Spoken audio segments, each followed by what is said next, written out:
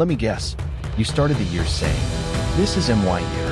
New goals, new habits, new version of you." You were waking up early, going to the gym, studying ahead, posting consistently, and then, 2 weeks later, gone. You didn't suddenly become lazy. You didn't lose your potential. So what actually happened? Because here's the uncomfortable truth. You don't quit because you're weak. You quit because your brain is protecting you. Let's talk about it. Most people think quitting is about discipline. It's not. It's about identity and emotional discomfort. When you try something new, studying harder, starting a business, going to the gym, you're not just changing habits.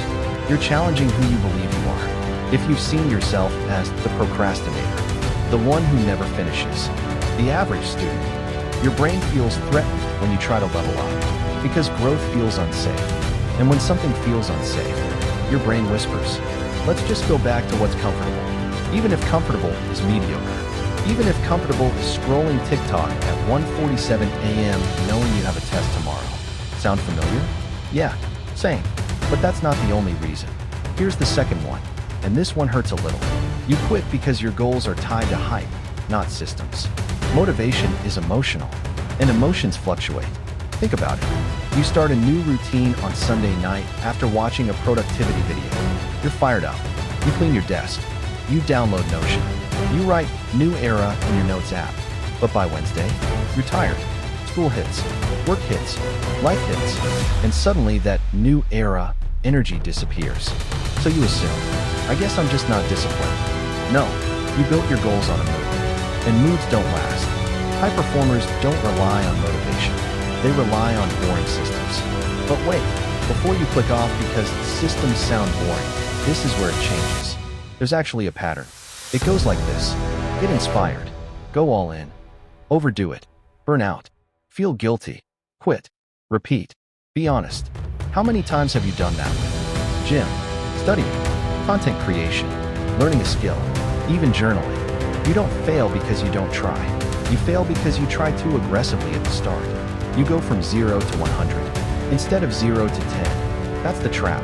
And breaking this cycle doesn't require becoming a different person. It requires one shift. Here it is. Step 1. Shrink the goal until it's almost too easy.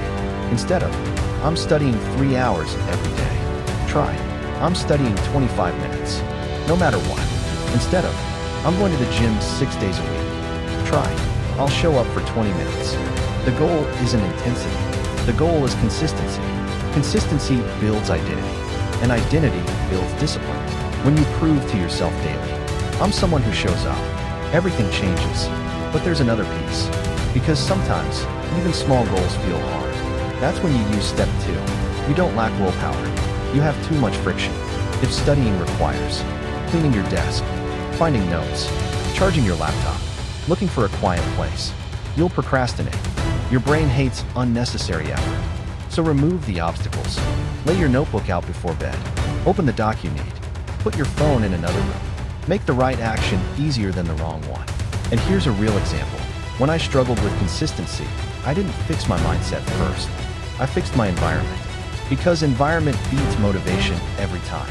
But we're not done. This next step is the one most people skip. Perfectionism is disguised fear. You quit because you don't want to feel like you're bad at something. So when progress isn't fast, you stop. You miss one workout? Well, streak's over. You miss one study session? Guess I ruined it. No, one bad day doesn't erase your identity. The real skill is restarting fast. Miss today? Cool. Restart tomorrow without drama. No guilt spiral. No self-hate speech. No, I'll start next month. Just reset. That's maturity. That's growth. And that's how the cycle breaks. But let's get practical. Here's something you can do tonight. Open your Notes app. Write one goal you keep quitting. Now ask yourself, why do I really stop? Is it fear of failing? Fear of judgment? Burnout? Overplanning? Comparison? Be honest. Then shrink it. Make it so small it feels almost laughable. Then commit to 7 days. Not forever, just 7. 7 days of showing up small. Because the version of you who wins isn't extreme. They're consistent. And consistency feels boring until it becomes powerful. You don't quit because you're incapable. You quit because you expect instant transformation. But growth is quiet.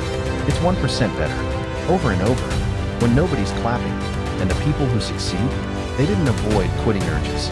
They just learned how to restart faster. So here's your challenge. Pick one thing. Shrink it. Do it for 7 days. No hype. No announcements. Just execution. Let's level up for real this time. And if this hit a little too close to home, good. That means you're ready. I'll see you in the next one. The reinvention.